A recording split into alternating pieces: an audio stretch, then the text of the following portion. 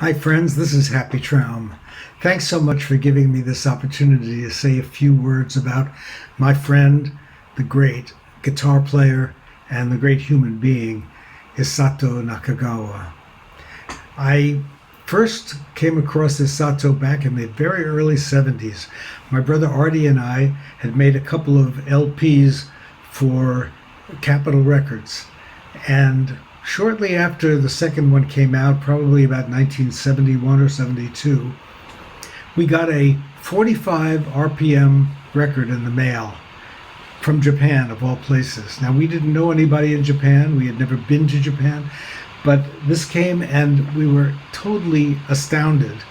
It was this record by a duo called Ritsu and Isato.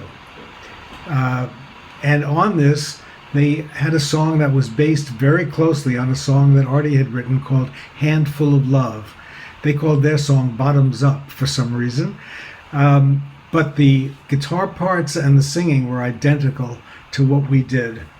And as you can imagine, we were both surprised and honored that someone from a country so far away would take our music and reconstruct it in that way. We were just thrilled, and we had some correspondence with Isato at that point, I believe. But 5 years later, we came to Japan for the first time with a group called Mud Acres, and it was me and my brother Artie and Jim Rooney and Bill Keith, John Harold, and Arlen Roth.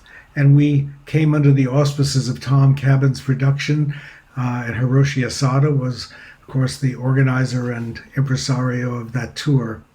And we just had a wonderful time, and we made so many friends in Japan. And at one point, at one of our shows, Isato came along.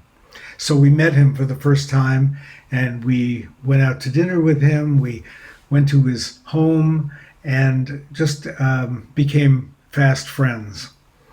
Then in 2001, Isato wrote to me and invited me to come and do a tour with him in Japan. I was totally surprised and thrilled, of course. So Jane and I flew over to Japan, and Isato and I did a tour of Japanese cities, including, of course, Tokyo, Osaka, Kyoto. We went down to Kyushu. We went all over playing clubs and concerts together. And it was just a thrill to be able to spend time with Isato, to go out to numerous wonderful meals together, and for me to listen to his music every night, which was just astonishingly beautiful. He had such a wonderful touch on the guitar and such tasteful and beautiful compositions.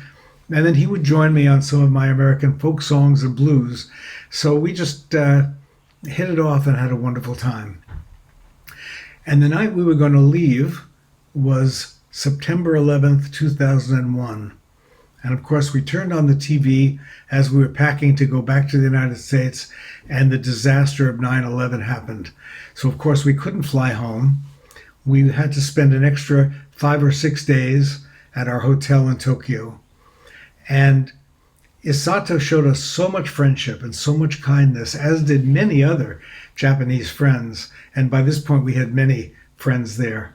And they made our time of grieving and, just horror of the disaster that had taken place in New York City, our city, and in Washington, D.C. But it really helped us so much that we had friends who looked after us and spent time with us before we could finally come home. And then in 2006, my brother Artie and I did another tour in Japan, and both Ritsu and Isato showed up at a club we were playing in Tokyo, and we did some songs all together, which was also just a thrill. So I have a long, wonderful history with Isato-san and his wife Tomoko, and just give my heartfelt condolences and sympathy to all who knew him, who loved him personally, and who heard his music even from a distance and loved his artistry and his wonderful musicality. So thank you for letting me speak to you. I hope this wasn't too long-winded, and I hope to see you at another time, maybe even in Japan for one more tour. So I'm Happy Trauma. Thanks again.